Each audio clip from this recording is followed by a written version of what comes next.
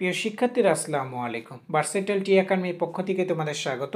প্রিয় শিক্ষার্থীরা, আমরা গত দুই পর্ব নিয়ে আলোচনা করেছিলাম। এখন আমরা প্রথম অধ্যায়ের সর্বশেষ অর্থাৎ তৃতীয় পর্ব নিয়ে আলোচনা করব। তৃতীয় পর্বের মধ্যে থাকবে পঞ্চম এবং ষষ্ঠ পরিচ্ছেদ প্রথম অধ্যায়। প্রিয় শিক্ষার্থীরা, তোমরা জানো 2026 সালে এসএসসি পরীক্ষার জন্য এবং 2025 সালে যারা নবম শ্রেণীতে উত্তীর্ণ হয়েছে তাদের জন্য কৃষি শিক্ষার প্রথম অধ্যায়ের কাজগুলো কি সুন্দরভাবে বিশ্লেষণ করে দেব। আজকের ভিডিও হচ্ছে তৃতীয় পর্ব। দেখো, পৃষ্ঠা নাম্বার হচ্ছে 23, পঞ্চম পরিচ্ছেদ কাজ দেওয়া আছে। শিক্ষার্থীরা খাদ্য সংরক্ষণ পদ্ধতি আলোচনা করবে এবং পোস্টার পেপারে উপস্থাপন করবে। শিক্ষার্থীরা খাদ্য সংরক্ষণ পদ্ধতি নিয়ে আলোচনা করতে পারে এবং তাদের পোস্টারে নিম্নলিখিত বিষয়গুলো অন্তর্ভুক্ত করতে পারে। খাদ্য সংরক্ষণের প্রয়োজনীয়তা: খাদ্য অপচয় রোধ, খাদ্যের পুষ্টিমান বজায় রাখা, দীর্ঘমেয়াদী খাদ্য সরবরাহ নিশ্চিত করা।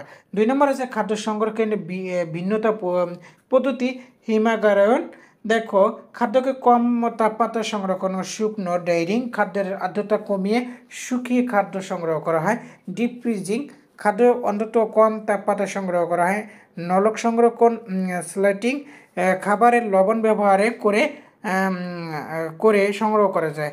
এবার ভিনেগার ব্যবহার, পিকলিনিং অর্থাৎ ভিনেগার বা অ্যাসিড ব্যবহারে সংগ্রহ করা হয়। এবার হলো ক্যানিং, খাদ্য টিন বা কাচের বোতলে সংগ্রহ করা হয়।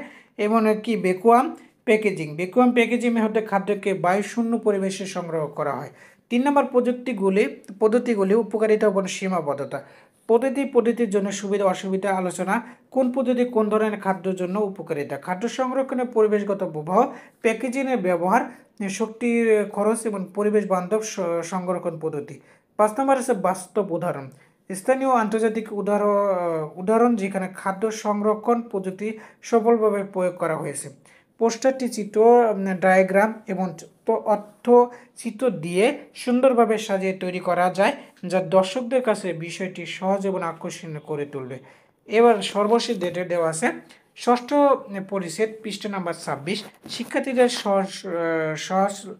সহজলভ্য কয়েকটি খাদ্য উপাদান সংগ্রহ করবে এবং উপাদানের নাম খাতায় লিখবে।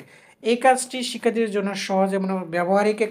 তারা নিম্নলিখিত ধাপ কাজটি সম্পন্ন করতে পারে। কাজের ধাপ: খাদ্য উৎপাদন সংরক্ষণ। শিক্ষার্থীরা তাদের চারপাশে সহজলভ্য কিছু খাদ্য উপাদান সংগ্রহ করবে, যেমন চাল, ডাল, আটা, লবণ, চিনি, পেঁয়াজ, রসুন, আদা, মরিচ, টমেটো, আলু। নাম লেখা: প্রতিটি খাদ্যের উপাদানের নাম তারা খাতায় লিখবে, যেমন কি চাল, ডাল, আটা, লবণ, চিনি। উৎপাদনের বৈশিষ্ট্য: শিক্ষার্থীরা প্রতিটি উপস্থাপনের সংক্ষিপ্ত বিবরণ বা বৈশিষ্ট্য লিখতে পারে, যেমন এটি কী ধরনের খাদ্য, শস্য, মশলা, সবজি সংরক্ষণ পদ্ধতি ইত্যাদি। এই কাজের মাধ্যমে শিক্ষার্থীরা তাদের চারপাশের খাদ্য উপাদান সম্পর্কে সচেতন হবে এবং নাম এবং বৈশিষ্ট্য লিখবে। এবার দেখো 29 পৃষ্ঠায় সর্বশেষ যে কাজটা দেওয়া আছে। 29 পৃষ্ঠায় শিক্ষার্থীদের নিকটস্থ যে কোনো মৎস্য খামারে গিয়ে মাছের সম্পূরক খাদ্য তৈরি করে এবং প্রয়োগ পদ্ধতি দেখে প্রতিবেদন লিখে জমা দেওয়া। শিক্ষার্থীরা মৎস্য খাবারে গিয়ে মাছের সম্পূরক খাদ্য তৈরি এবং প্রয়োগ পদ্ধতির পর্যবেক্ষণ করে প্রতিবেদন লিখতে পারে। প্রতিবেদন তৈরির জন্য তারা নিম্নলিখিত ধাপগুলো করতে পারে। 1 নম্বর আছে খামারের পরিদর্শন। খামারের নাম, অবস্থা, খামারের নাম, ঠিকানা এবং মালিকের নাম সংরক্ষণ। খামারের ধরন, কোন ধরনের মাছের জন্য ব্যবহৃত, যেমন তেলাপিয়া, রুই, কাতলা ইত্যাদি। 2 নম্বর আছে মাছের সম্পূরক খাদ্য তৈরি প্রযুক্তি। উৎপাদন সম্পূরক খাদ্য তৈরি ব্যবহৃত উৎপাদনগুলো কী কী, যেমন হিমশিম, সয়াবিন, মিল, গমের ভুসি, ভুট্টা গুঁড়া ইত্যাদি। উপাদানের মিশ্রণ দেখো, উপাদানগুলো মিশ্রণের অনুপাত ও প্রক্রিয়া। খাদ্য প্রস্তুত প্রণালী, খাদ্য তৈরির ধাপগুলো, যেমন মেশানো, পেস্ট করা, শুকানো ইত্যাদি। প্রয়োগ পদ্ধতি, খাদ্য প্রয়োগের সময় দিনে কতবার এবং কীভাবে পরিমাণ খাদ্য প্রয়োগ করা হয়। প্রয়োগের পদ্ধতি হাত দিয়ে বা মেশিনের মাধ্যমে প্রয়োগ করা হয় কিনা। প্রয়োগের সময়কাল, কোন সময়গুলোতে খাদ্য প্রয়োগ করা হয়, যেমন সকাল, দুপুর, সন্ধ্যা। খাদ্যের প্রভাব, মাছের বৃদ্ধি, স্বাস্থ্য এবং পানির মান। 5 নম্বর আছে প্রতিবেদন লেখা, ভূমিকা এবং উপসংহার যেটা দিতে হবে। এবং সর্বশেষ যেটা আছে চিত্র এবং তথ্য সংরক্ষণ ঐচ্ছিক। যদি সম্ভব হয় বিভিন্ন ধাপের ছবি তুলে প্রতিবেদনকে আরও ব্যয়বহুল ও আকর্ষণীয় করা যেতে পারে।